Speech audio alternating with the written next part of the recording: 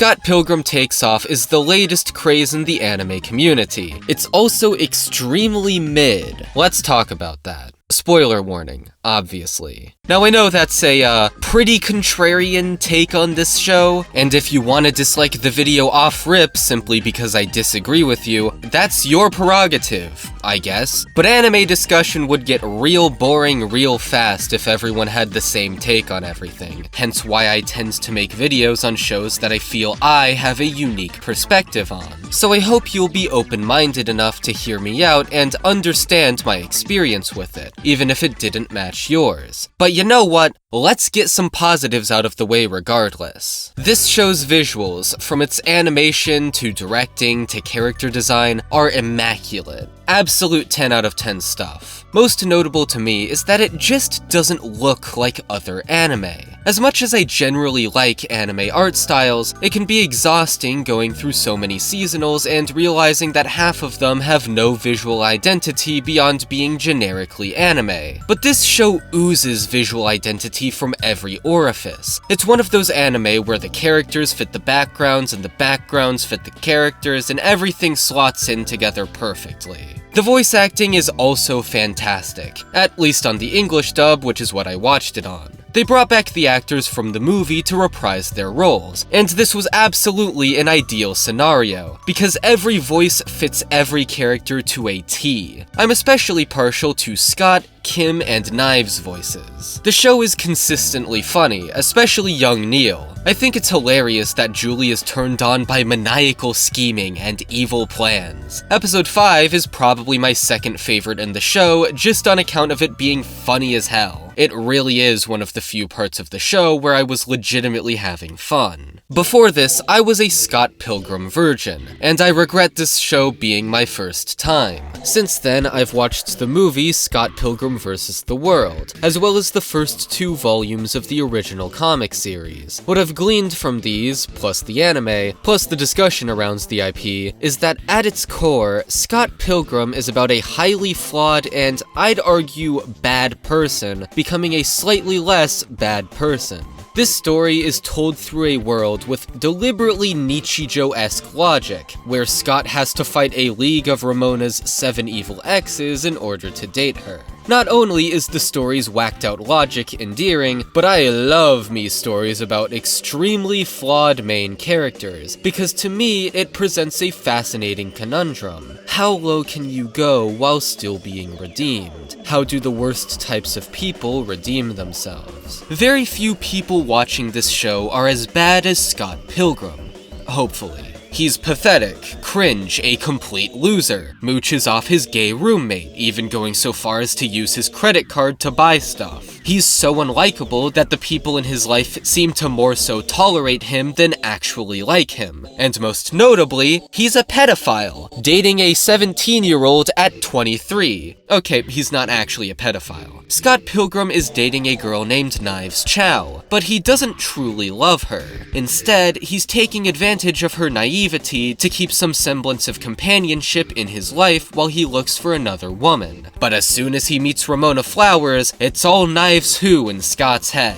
So if Scott can be this bad and still redeem himself, what's stopping you from changing too? It's a pretty beautiful message when you get down to it. Scott and Knives are my 2 favorite characters in this show based solely on the first episode. Scott is the sort of reprehensible person I want to see grow and change, and Knives is the perfect girl to represent this manipulative side of Scott. She's immature, seemingly even for her already young age, and is just the cutest, purest little angel. Watching all her facial expressions is serotonin to me. She's a ray of sunshine you want the best for. And the best means not dating a manipulative, awful 23-year-old. You can immediately see why Scott was able to take advantage of her, and she's also someone you deeply want to root for. So if I can heap this much praise onto how brilliant the construction of Scott Pilgrim is, where did it all go wrong?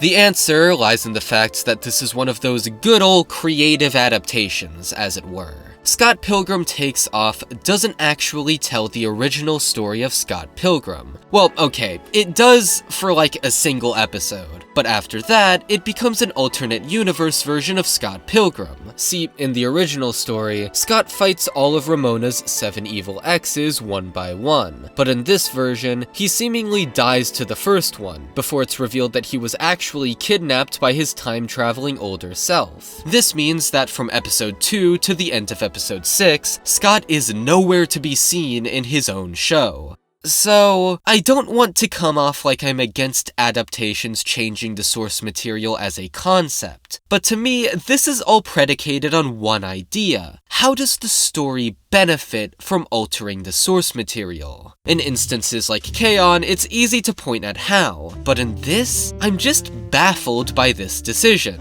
There are 2 major problems with the show taking this direction. First of all, the story it plot twists into is just nonsensical. A bizarre patchwork of ideas that don't really take on any cohesive form. Scott Pilgrim the anime starts off as the story of Scott Pilgrim the comic before Scott Pilgrim gets kidnapped by older Scott Pilgrim. The older Scott Pilgrim tells Scott Pilgrim that he shouldn't enact the story of the original Scott Pilgrim because the Scott Pilgrim of that story actually stays a pathetic sack of shit even after it ends. Young Scott Pilgrim ain't about that, so he goes back in time to enact the original story of Scott Pilgrim anyway. Concurrent to all this, a Scott Pilgrim movie following the story of the original Scott Pilgrim, written by old Scott Pilgrim of course, is being made. This eventually turns into a musical based on the original Scott Pilgrim, which the characters of Scott Pilgrim attend, only to have to face off against old Scott Pilgrim. They defeat old Scott Pilgrim, ensuring that young Scott Pilgrim doesn't become him, and they all live happily ever after. It's an extremely self-indulgent narrative that's constantly pointing at the camera and acknowledging its own meta. I usually don't mind that, but to what end was this done? I guess for the funsies, but I don't think it's particularly good storytelling. Instead of having a well-told arc about Scott Pilgrim becoming a better person, it's all rushed by necessity due to the changes made to the narrative, instead of any of the characters getting a meaningful arc or becoming fleshed out individuals. It's all eschewed in favor of some bizarrely self-referential story that doesn't feel like it means a whole lot. It's not for a lack of trying, of course. The intent to further emphasize Ramona Flowers as a protagonist is certainly present, and there are some brief flashes of her realizing that she was also as toxic as her exes, particularly in episode 3. But even this feels like it doesn't amount to a whole lot. There's never a definitive moment where Ramona sits down and thinks to herself, maybe I'm the reason why I have so many evil exes. Maybe I should do something to change that. It feels like Ramona went this entire show without really growing as a person. Sure, objectively there are some flashes of growth, once again at the end of episode 3, but the through line and follow through should have been much more emphasized. Ramona as a protagonist is legitimately boring, especially compared to Scott. Despite the intent to flesh her out further, she just comes off as a one-note lovesick detective while the show vaguely gestures in the direction of her also being a toxic person. The pieces are there, but to service this ridiculous narrative, the pieces aren't allowed to go much of anywhere interesting. Knives grows from being head over heels in love with Scott through music, I guess, though it isn't told in much depth. And we get a moment of Scott saying, apparently society looks down on a 23-year-old dating a 17-year-old. Which, nice job taking responsibility there. Sure, it's society's fault you can't date a minor. Thanks, Scott Pilgrim. At least he does admit that he never should have dated Knives, but the aforementioned line will always bug me. Kim Pine gets basically nothing to speak of, except for an admittedly awesome lesbian kiss. I guess Wallace, young Neil, and Julie get some pretty fun moments, and the evil exes are getting further developed, even if I cared about hardly any of them by the end. Scott does have his realization that he's a bad person, but once again, it's rushed, and also caused by him just looking at his future self and being like, damn, I don't want to become him.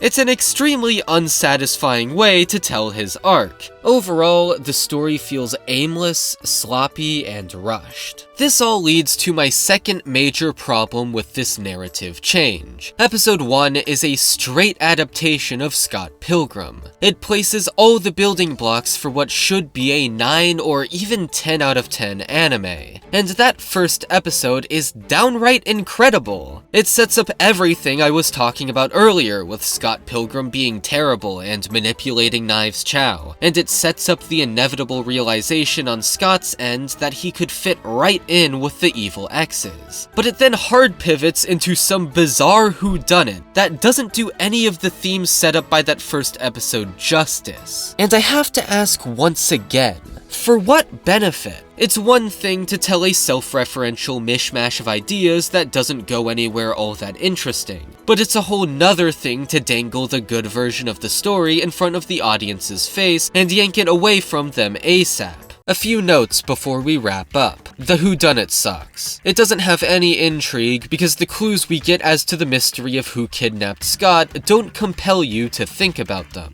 We see a vegan portal take Scott away, because being vegan gives you superpowers in this world. That's funny, but then we learn that this vegan portal is too perfect to be made by Todd. What does a perfect vegan portal look like? How are we supposed to know that? The twins being the ones behind the kidnapping is just a matter of ruling out exes one by one until we find who done it. My friend Neon Manta predicted that Scott would be behind the kidnapping as early as episode 2, and he was right. He and the twins were teaming up together in the future. The vegan portal was made by a robot because it's vegan but lacks the imperfections of man, which is funny once again, but not really compelling stuff for a mystery. Like, okay, I guess that works, but we're going off of stupid cartoon logic, so there's not really much to think about in terms of the mystery. It's not like Zaregoto where there's tons of clues that are just begging to be mulled over by the reader, and where all the logic falls into place and you could theoretically get it beforehand, even if the answers are ridiculous. It's just ridiculous here, and there aren't that many good clues to work with. And being just plain ridiculous is funny, sure,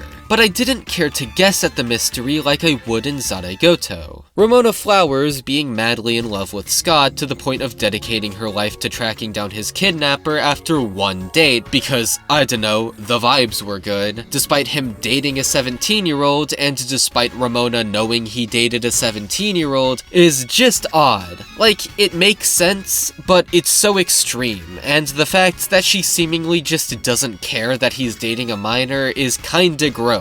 And lastly, the finale frames Scott as having overcome his flaws, but not only is it not earned in the slightest, but I'm also not sure if I believe him. His future self didn't overcome his flaws even after going through the story of the original comic, and yet we're supposed to believe that this Scott has grown for realsies? I guess you could levy the same question at any show that depicts character development and doesn't then confirm that they kept that growth until the day they die, but few shows give you as much reason to doubt the main character's growth as Scott Pilgrim, considering it gives us hard evidence that he's one to relapse into patheticness, and also because this Scott's character arc just isn't all that convincing to begin with. So overall, what did we learn? From the show, very little personally, but from this review, don't shortchange the themes and character development of a story, at all costs, especially not for a story that didn't end up all that engaging to begin with. It feels like the show was kind of a waste of time, with my engagement mostly buoyed by the eye candy visuals and solid humor on a moment-to-moment basis. But in terms of engaging narrative structure, solid character development, and interesting themes, this has little to feed you. 5 out of 10. A mediocre and generally boring experience. It seems Canadian Monogatari ain't as good as the Japanese version.